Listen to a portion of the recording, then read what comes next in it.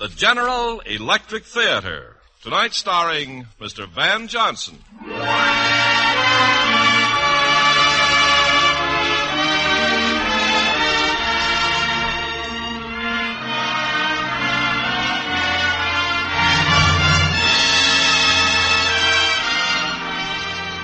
This is Ken Carpenter welcoming you to the General Electric Theater, presented by the makers of famous, dependable kitchen and home laundry appliances, General Electric. Tonight we bring you Mr. Van Johnson in Sigmund Bird's The Old Man's Bride. The tale of one man wooing a maid for another has always been a universal favorite, and it's been told in many ways by many people. Several weeks ago, we presented one version in the famous play Cyrano de Bergerac. And tonight we are bringing you transcribed another, Sigmund Bird's charming and unforgettable romance, The Old Man's Bride, starring Van Johnson. But first, ladies, no need to say you haven't got room for a food freezer in your home. Not when you can get General Electric's new 14-cubic-foot upright food freezer that fits into your kitchen right alongside your GE refrigerator. It packs away 490 pounds of frozen food, nearly a quarter of a ton. Oh, that's a lot of frozen food. Because this GE freezer is an upright, it's easier to get at the food, and the sliding adjustable shelves make it even more convenient. This GE food freezer is dependable, too, for a GE food freezer is built with the same sealed-in refrigerating mechanism that's kept millions of GE refrigerators in service 10 years or longer. Your GE dealer will tell you how you can own a new upright General Electric food freezer for only about $5.36 a week after a small down payment. See him tomorrow.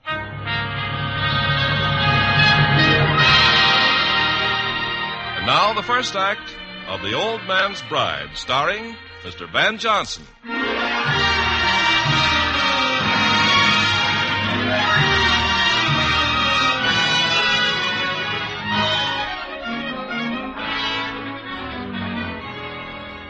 It was a fine spring day in the year 1844, about the time Texas was negotiating a treaty of annexation with the United States of the North.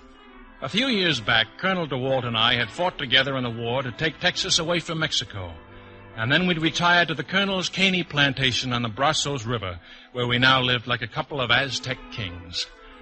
Well, on this day, it was about noon when I rode up from the prairie fields to the big house, and I found the Colonel sitting in a willow chair in the gallery, as was his habit before dinner.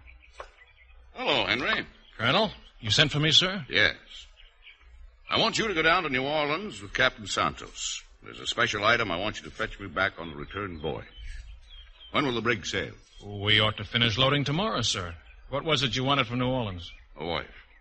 What particular kind, Colonel? Jack, Bowie, Penn, Dirk, Butcher? I didn't say knife, you young clown. I said wife. What? Close your mouth. I can see clean to your gullet. But Colonel, I don't... Be quiet and listen. Henry, I'm in the prime of life and lonely. This house needs a woman. But none of these sun-baked, corn-fed women. I want a beauty, a sure-enough good looker with at least a smidgen of common sense. Are you serious, sir? Of course I am. You pick her and I'll marry her. Savvy?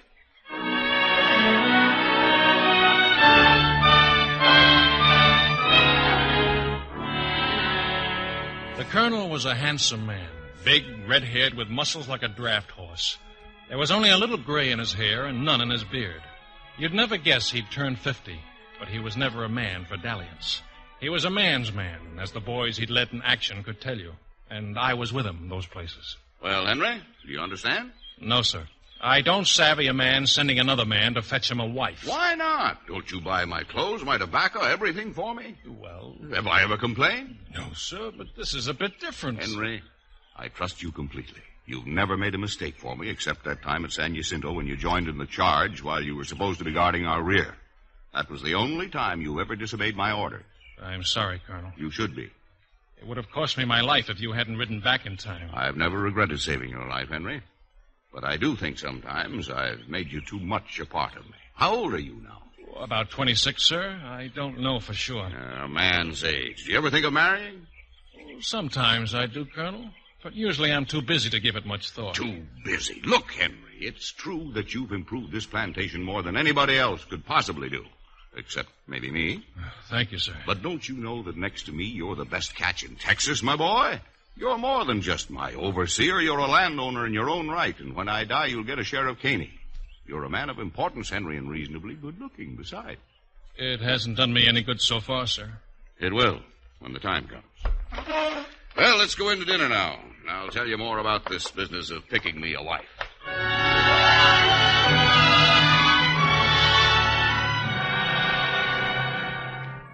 Early next morning, we rode down to the DeWalt warehouse landing at Velasco, where the hands were loading the colonel's brig, the Mariposa, with bales of cotton and hogsheads of sugar and bundles of hides.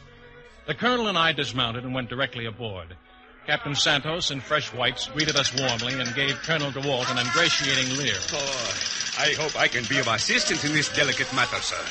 I hope the young Senor Markham here will not hesitate to call upon me for counsel and advice. Markham will take care of it by himself, Skipper. Oh, certainly, sir. I only... He has a list of supplies to be bought in New Orleans, and you can help him with that. But keep out of what you call this delicate matter. Savvy? Of course, Colonel. Henry, you sure you understand everything? You have the letter from President Houston, the notices from the newspapers? Yes, sir. They're all safe in my money belt. Well, Henry, this is the most important mission you've ever undertaken for me. I know I can trust you. Of course you can, sir. God be with you, my boy. I'll bid you goodbye now. I'll do my best, Colonel. Goodbye, sir.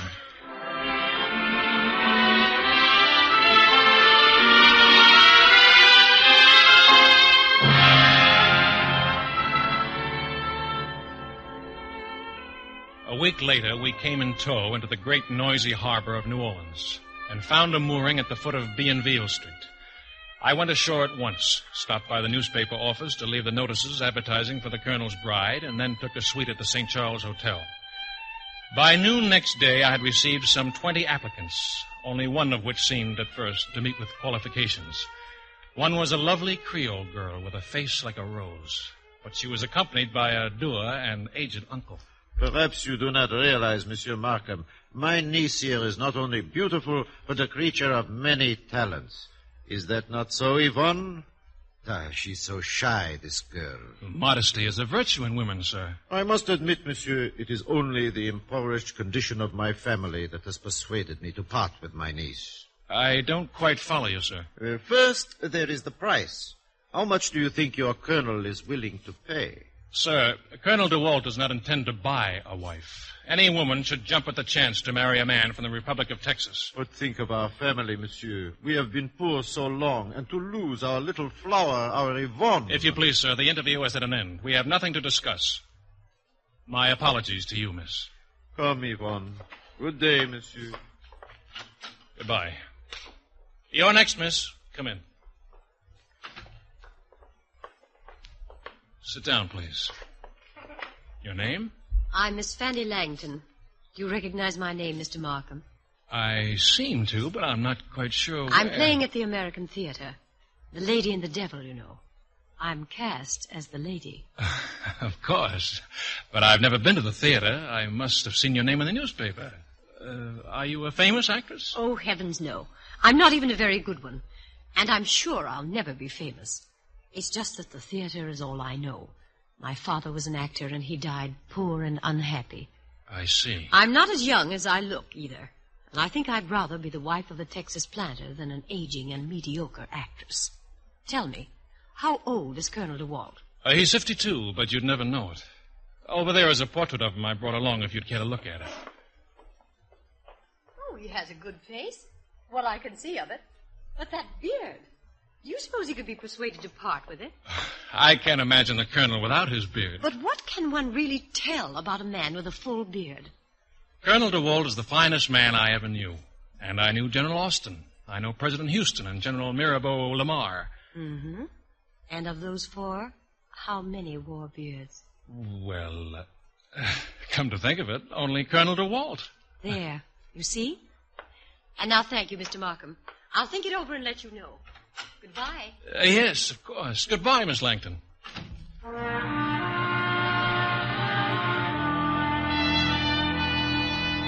She was a lovely creature, Fanny Langton, but her directness was disconcerting, and anyway, I knew the colonel would never stand for taking off his beard.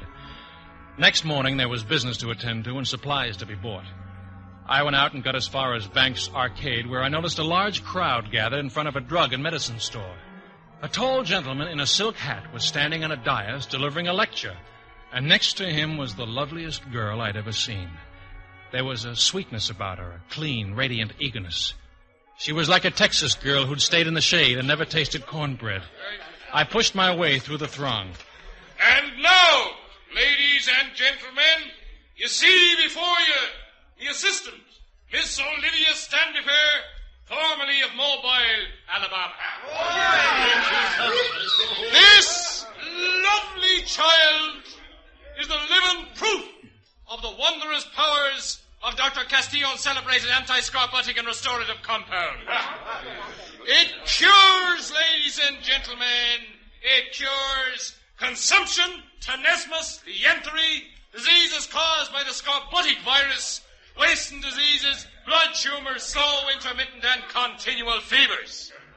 Would you believe that this beautiful girl, less than 6 months ago, was a poor, sickly creature with scarcely enough strength to lift the dasher of a churn? Well, me friends, it's the gospel truth.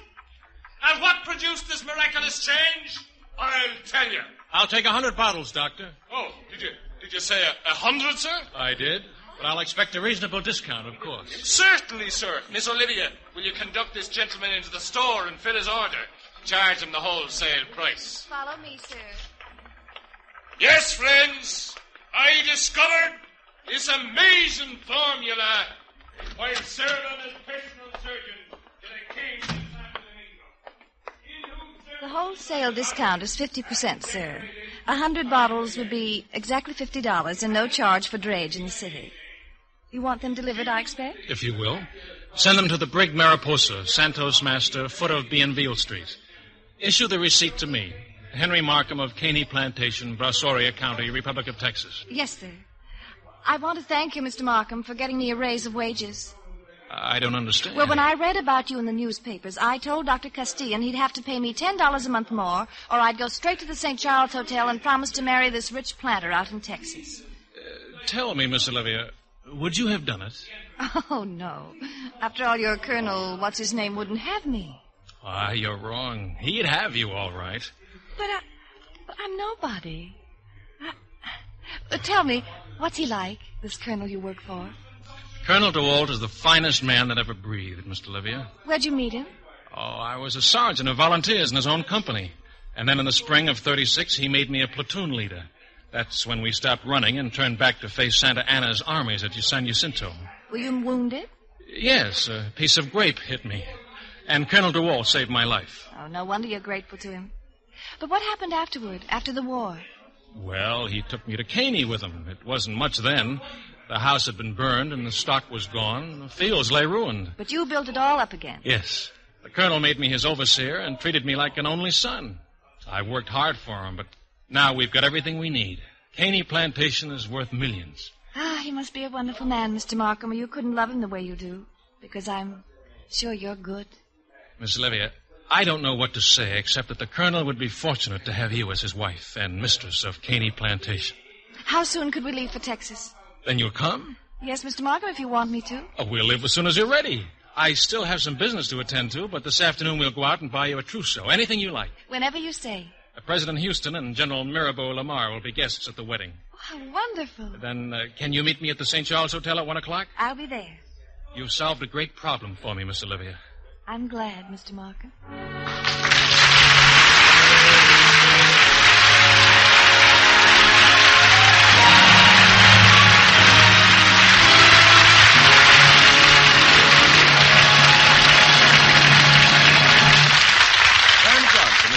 Through the courtesy of MGM, producers of the Technicolor picture Mogombo, starring Clark Gable and Ava Gardner. You've all heard of spaceships and spacemen. Well, here's a new space hero, General Electric's new deluxe Spacemaker range. This beautiful new GE range is only 36 inches wide, yet the oven is big enough to cook a dinner for 24 people. It will accommodate 4 cake layers on a single shelf. And this new GE Spacemaker range has GE's famous push-button controls and an extra high-speed GE Calrod surface unit that gets meals off to a fast start. And easy-to-use GE oven timer. In fact, this GE Spacemaker range has every important feature of a big deluxe GE range. So if you need to save inches where inches count, you can still fit this GE Spacemaker range in it. Your GE dealer will tell you how you can fit GE's new deluxe Spacemaker range into your budget, too, for only about $3.02 a week after small down payment.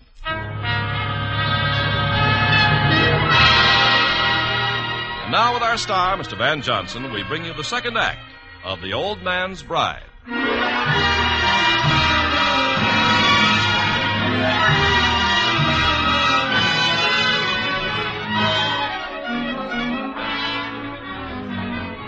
The next night, Miss Olivia Standifer and I had supper aboard Colonel DeWalt's brig, and I must say that Olivia was even more beautiful than when I had first seen her. I watched her in her new gray traveling suit and thought how pleased the colonel would be with his bride.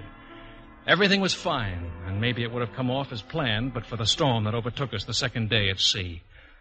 Olivia and I were sitting in the main saloon about midday. Does the colonel ever go to New Orleans himself, Henry? Oh, very seldom anymore. He prefers to stay in the plantation. Why? Well, I just thought it might grow lonely there. It sounds so wild and far away. Yes, I suppose it is. Especially if you're used to great cities like New Orleans and all the other places you've been. One can be lonely in cities, too, Henry. I never thought much about being lonely. Tell me something. Of course. Are all the men in the Republic of Texas as self-sufficient as you are? That isn't it, Olivia. It's just that I've been too busy to worry much about myself. And are you happy? Oh, as happy as any man in my position. There, now, that's just what I mean. You're self-sufficient. You don't need anything more than you've got. I'm tolerably well off for a young man. I wasn't speaking of wealth or power or anything like that, Henry. What then? People. Why, there are all kinds of people at Caney. Women? A few of the hands are married. Are there any unmarried women at Caney? No, I don't believe there are. Unless you count children. I'm not counting children, Henry. Some of the hands have children. Oh, dear. What? You. That's what. Have I offended you? Of course not. You don't even know what I'm talking about. You were talking about being lonely at Caney. I was trying to talk about you being lonely at Caney. But I'm not. I know. That's the whole trouble with you. Why? Is it good to be lonely? No, it's bad, but it's worse to be lonely and not even know you are. Me? Yes, you. Why do you work so hard? Why is your whole life taken up with running a plantation? Why do you never think of anything but that in the war? I'll tell you why. Because you're afraid to do anything else or to think of anything else. Why should I be afraid of that? Because then you'd discover how lonely you really are. Oh, I never thought of it that way. Of course you haven't. Well, it's no use starting now, though. Why? Well, supposing I discovered, as you say, how lonely I am, then I'd just be unhappy. Henry, you're the only Texan I've ever known, but if they're all like you, the race is doomed to extinction. You're off again? Just when I think I understand you, you suddenly change horses. I'll make it very simple. If being lonely makes you unhappy, why don't you stop being lonely? Now, that's clear enough, isn't it? Oh, you mean get married? Yes, I mean get married. Oh, why didn't you say so? I tried. Well, I'm not going to get married. Why not? Oh, of course, I do have 7,000 acres of Brazos River bottomland the Colonel gave me, and I'm thinking of building a house there. A house? Then you are going to get married. I can't get married, Olivia. Why can't you? All the women at Caney have babies, or they're already married. Is Caney the only place in the world where there are women? What did the Colonel do when he wanted a wife? Yes, I suppose I could go to New Orleans again. But you won't. No, I won't. If I ever get married, it'll have to be somebody I already know, Olivia. Like you. Like me? Well, I didn't mean that. I meant like you, for example. Oh. You're already married, or practically. And if I weren't? I'd never have met you. I only went to New Orleans to find the Colonel a bride. I wouldn't have gone there otherwise. Henry, you have a lot to learn about women. I suppose. But you see, I never knew any. I've spent all my life just with men and horses and guns. I don't suppose I'm very civilized, really. You're more civilized than you know. Senor Markham. Oh, hello, Captain. Oh, senor, I came to tell you that we are running into a storm. How bad a storm? There will be no danger, but it will be rough for a day, maybe two. How exciting. I love storms. There's no way to avoid it, Captain? I'm afraid not, senor. But, Henry, you're not afraid of a storm, are you? I'm strictly a fair weather sailor, Olivia. I belong on the land, not on a ship. And I don't do too well in a rough sea. Oh, yes. Poor Senor Markham. When do you expect the storm, Captain? Oh, in a couple of hours, we'll run into the edge of it. Well, let's go on deck, Olivia. I won't be much company for you once it begins.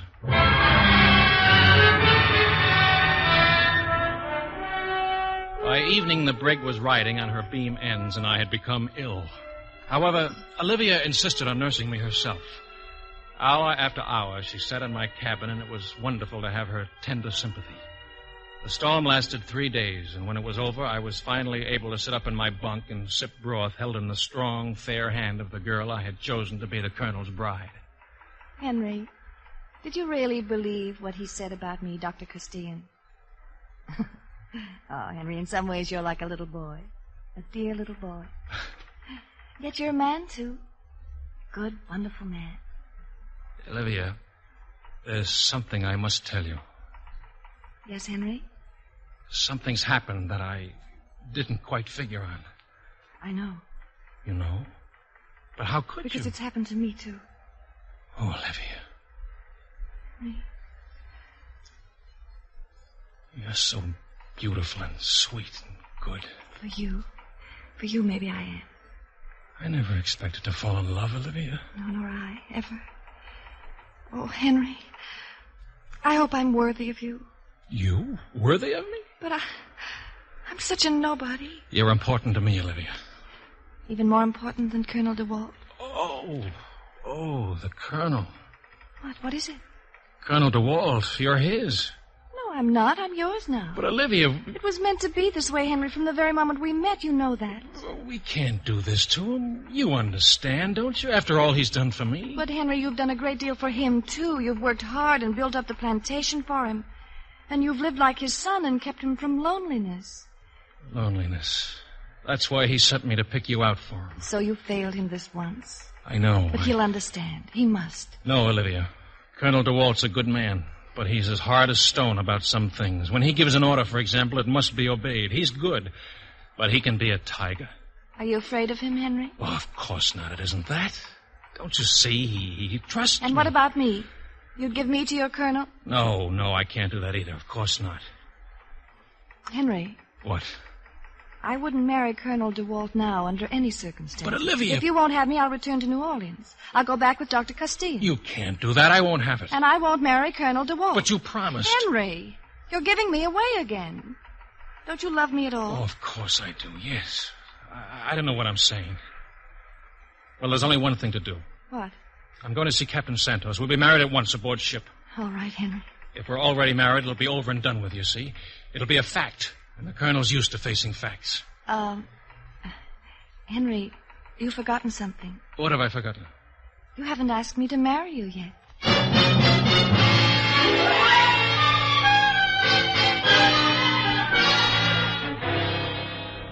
Captain, I want to ask you a favor. Certainly, Senor Markham, certainly. We'll be in Velasco by noon tomorrow, and only a little the worse for wear, not so? This is a serious thing I'm asking of you, Captain Santos. Of course, Senor. Please tell me. It concerns Miss Olivia. And may I congratulate you, Senor. She is so beautiful. Colonel DeWalt will be very proud. You've done a great job, Senor. Wait, Captain. This concerns Miss Olivia and me. Well, I do not quite understand, Senor. Captain, I have a terrible problem. I love Miss Olivia, and she loves me. What?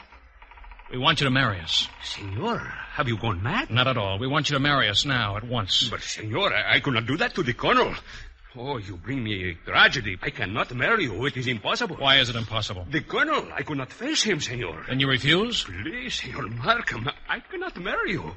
Miss Olivia must be delivered to the Colonel, along with the other items he sent for. I'll be responsible for that, Captain. Oh, if it were anything else, anything at all, Senor. All right, Captain. Good day. Good day, Senor.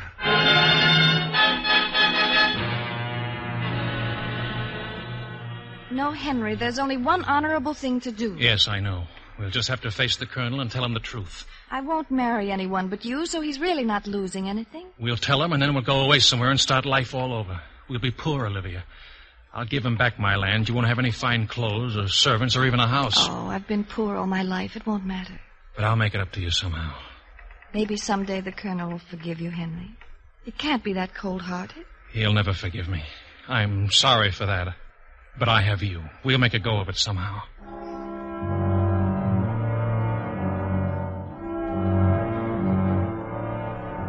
I slept little that night, and the next morning we sighted the Velasco shoreline and began beating up toward the mouth of the Brazos River. Soon, too soon, we were docked at the DeWalt warehouse, and I nervously searched the faces on shore for the Colonel's, but I couldn't find it. Suddenly, though, I saw something that astonished me. I saw Fanny Langton, late of the American Theater in New Orleans. There was a gentleman beside her, but he was a stranger to me. As soon as we'd made fast, I conducted Olivia down the plank, and when we reached the wharf, it was the stranger with Fanny Langton who was the first to greet me. Henry, my boy, welcome home. We feared you were lost at sea. Thank God you're safe. Colonel DeWalt, I scarcely recognized you. What's happened to your beard, sir? My beard is of no consequence. A great deal more than that's happened, my boy. A great deal, indeed. And who's the lady with you? Aren't you going to introduce us? Oh, yes, of course. My dear, this is Colonel DeWalt, Miss Olivia Standifer. Your humble servant, Miss Standifer. How do you do, Colonel? Fanny, come here.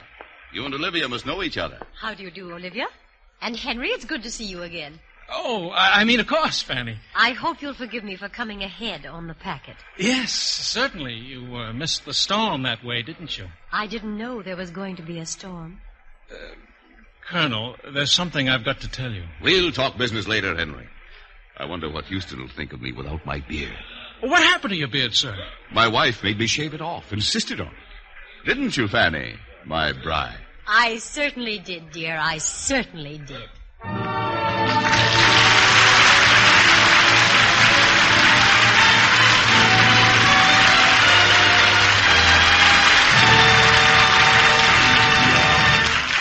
How would you like to have your dishes washed free for the next 10 days? Well, then just listen to this wonderful offer. You can have a General Electric automatic dishwasher in your own home on a 10-day free trial at no cost to you, no obligation to buy. Just call your GE dealer and tell him you'd like to try a GE dishwasher in your home. He'll roll one right into your kitchen, a full-size, completely automatic dishwasher that attaches easily to your sink, with room inside for a whole day's dirty dishes, even your pots and pans. This GE dishwasher automatically pre-rinses, washes, rinses 3 separate times, and fan dries. Everything is sanitized in air, heated to over 180 degrees. Everything comes out sparkling, hygienically clean. Now, maybe you never dreamed you'd be able to try a dishwasher, but here's your chance. Ask your GE dealer about this wonderful 10-day free trial now.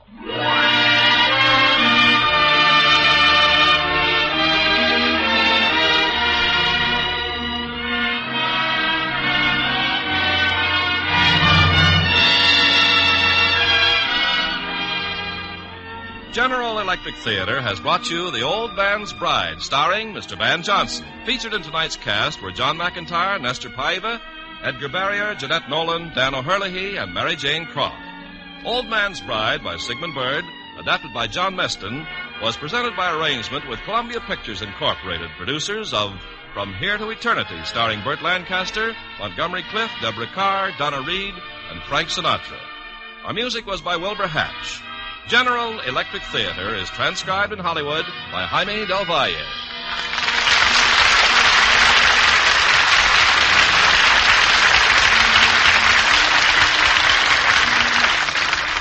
America now listens to 110 million radio sets and listens most to the CBS radio network.